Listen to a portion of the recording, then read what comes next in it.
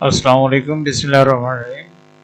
প্রিয় শিক্ষার্থীবৃন্দ, তোমরা যারা অষ্টম শ্রেণীতে পড়ো, তোমাদের আজকে ইসলাম ধর্ম শিক্ষা থেকে সূরা আল জিলজাল নিয়ে আলোচনা করা হবে।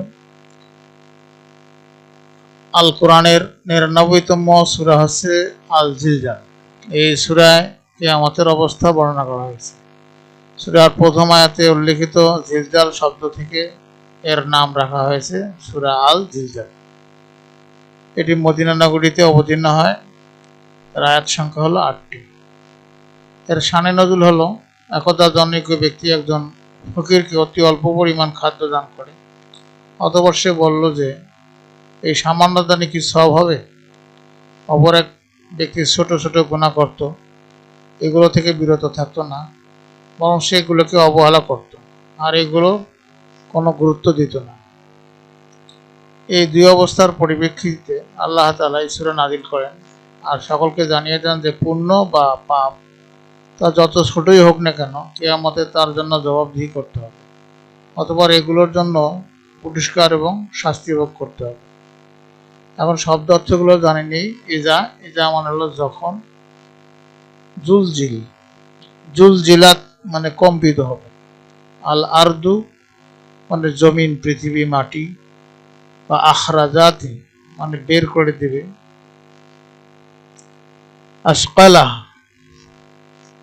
আসকালা মানে বোঝা স্বরূপ ভর সমূহ, কালা মানে বলবে, ইয়াউমাইজিন মানে সেই দিন, তুহাদ্দিসু মানে বর্ণনা করবে বা বলবে, আখবার মানে সংবাদপত্র সমূহ, খবর সমূহ, ইয়াস দুদু মানে বের হবে, প্রকাশিত হবে, আশতাতা মানে ভিন্ন ভিন্ন ভাবে, পৃথক পৃথক ভাবে, আমালুন মানে হচ্ছে আমল সমূহ, মিসকালুন পরিমাণ, জাররাতুন বিন্দু অণু ক্ষুদ্রতম অংশ, খায়রুন মানে উত্তম বা ভালো, শাররুন মন্দ খারাপ নিকৃষ্ট, ইউরাহু সে তা দেখবে। এখন অনুবাদ হলো, আমরা বিসমিল্লাহির রহমানির রহিম, দয়াময় পরম দয়ালু আল্লাহর নামে। ইজা জুলজিলাতিল আরদু জিলজালা যখন পৃথিবী আপন কম্পনে প্রবলভাবে প্রকম্পিত হবে, আখরাজাতিল আরদু আসকালাহা আর পৃথিবী যখন তার অভ্যন্তরস্থ ভারসমূহ বের করে দিবে, ওয়াকাল আল ইনসানু মা লাহা এবং মানুষ বলতে থাকবে যে পৃথিবীর কি হলো, ইয়াউমাইযিন তুহাদ্দিসু আখবারাহা সেদিন পৃথিবী তার বৃত্তান্ত বর্ণনা করবে, বিআন্না রাব্বাকা ওয়াহালাহা কেননা আপনার প্রতিপালক তাকে এজন্য আদেশ করবেন, ইয়াউমাইযিন ইয়াসদুরুন নাসু আশতাতাল লিইউরা আমালাহুম সেদিন মানুষ ভিন্ন ভিন্ন দলে বের হবে যাতে তাদেরকে তাদের আমল সমূহ দেখানো হবে।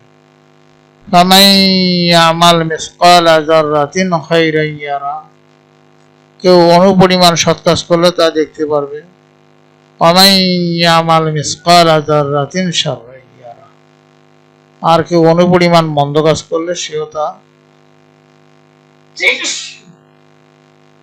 কেউ অনুপরিমাণ মন্দ কাজ করলে তাও সে দেখতে পাবে। ব্যাখ্যা, এই সূরা কিয়ামত ও মহাপ্রলয়ের বর্ণনা চমৎকার ভাবে উপস্থাপন করা হয়েছে। মহান আল্লাহ একসময় গোটা দুনিয়া ধ্বংস করে দিবেন। তিনি হযরত ইসরাফিল আলাইহিস সালামকে সিংহায় ফুৎকার দেওয়ার আদেশ দিবেন। হযরত ইসরাফিল আলাইহিস সালাম তখন সিংহায় ফুঁক দিবেন। তার সিংহার শব্দে সারা পৃথিবীর সমস্ত নিয়ম শৃঙ্খলা ভেঙে যাবে। পৃথিবী চরমভাবে কাঁপতে থাকবে। পৃথিবীর দালান কোটা, পাহাড় পর্বত, গাছপালা সবকিছুই সেদিন ধ্বংস হয়ে যাবে। আসমান ভেঙে যাবে। ভূপৃষ্ঠ তার ভেতরে সবকিছু বের করে দেবে। কবর সমূহ থেকে মানুষ বের হয়ে আসবে। এসব কিছু দেখে মানুষ আশ্চর্যান্বিত হয়ে যাবে। এরপর সকল মানুষ হাসরের ময়দানে একত্র হবে। সেখানে তাদের দুনিয়ার কাজকর্মের হিসাব নেওয়া হবে। ক্ষুদ্র থেকে ক্ষুদ্র কাজকর্ম সেদিন হিসাবের বাইরে থাকবে না, বরং ছোট পাপ করলেও তার শাস্তি পেতে হবে। অন্যদিকে অনুপরিমাণ পুণ্য করলেও সেদিন মানুষ তার আমল নামায় দেখতে পাবে, এই পরিমাণ পুণ্যের প্রতিদান দেওয়া হবে। শিক্ষা, এই সূরার শিক্ষা নিম্নরূপ। এক হলো যে কিয়ামতের পৃথিবীর অবস্থা হবে ভয়াবহ, সমস্ত কিছু ধ্বংস হয়ে যাবে, মৃত্যুর পর মানুষ মৃত্যুর পর পুনরায় জীবিত হবে। হাসরের ময়দানে মানুষ নিজ নিজ আমল নামা দেখতে পাবে, ক্ষুদ্র ক্ষুদ্র পাপ বা পুণ্য কোনো কিছুই আমল নামায় বাদ পড়বে না। তো আমরা সর্বদা কিয়ামত, হাসর, আখিরাতের কথা স্মরণ রাখবো। সেখানে আল্লাহর সামনে আমাদের দাঁড়াতে হবে, সকল কাজের হিসাব দিতে হবে। পাপ পুণ্য যত ক্ষুদ্রই হোক না কেন, সেদিন তাও আমাদের সামনে উপস্থিত করা হবে। সুতরাং আমরা ছোট বড় কোনো পাপকে অবহেলা করব না, বরং সকল পাপ থেকে বেঁচে থাকবো। প্রিয় শিক্ষার্থীবৃন্দ, তোমাদের কাজ হলো তোমরা সূরা জিলজালের 4টি শিক্ষা তার পাশের সহপাঠীকে বলবে এবং তারা খাতায় লিখবে। এই ছিল তোমাদের আজকের ক্লাসের আলোচনার বিষয়বস্তু। আগামী ক্লাসে আমরা পার্ট 8 নিয়ে আলোচনা করব, সূরা আল ফিল। সেই পর্যন্ত তোমরা সবাই ভালো থাকো, সুস্থ থাকো। তোমাদের সার্বিক মঙ্গল কামনা করে আজকে এখানে বিদায় নিচ্ছি। আল্লাহ হাফেজ।